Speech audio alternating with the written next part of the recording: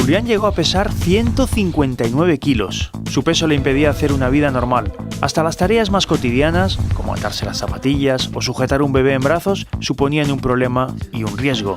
Este valiente creía que el quirófano era su única salida, hasta que empezó a correr. Con dieta y ejercicio, y mucho esfuerzo y constancia, ha sido capaz de perder 60 kilos en poco más de un año. Ahora, con la cifra récord que alcanzó sobre la báscula, quiere batir otro tipo de récords: terminar la maratón Divina Pastora Valencia.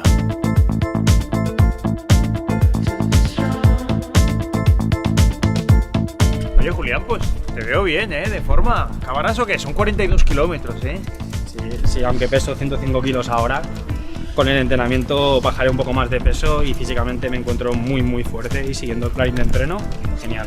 Oye, ¿y tu gente qué te dice? ¿Estás loco o qué? Pues un poquito. La verdad es que pasar de un sofá a unas zapatillas es un cambio muy bestia. Incluso todo el mundo dice, es que ¿estás seguro de lo que estás haciendo? ¿Te vas a hacer daño? ¿Te vas a romper? Si mentalmente estás dispuesto a acabarla, la acabas.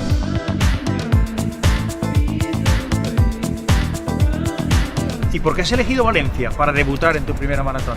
Pues mira, tuve la fortuna de conocer a gente, amigos míos valencianos, que me hicieron explotar a nivel de atletismo, empezar a correr, y yo hice el año pasado la 10K de aquí de Valencia. La verdad es que me lo pasé genial.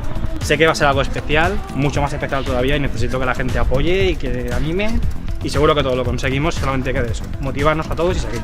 Pues solo con eso. Seguro.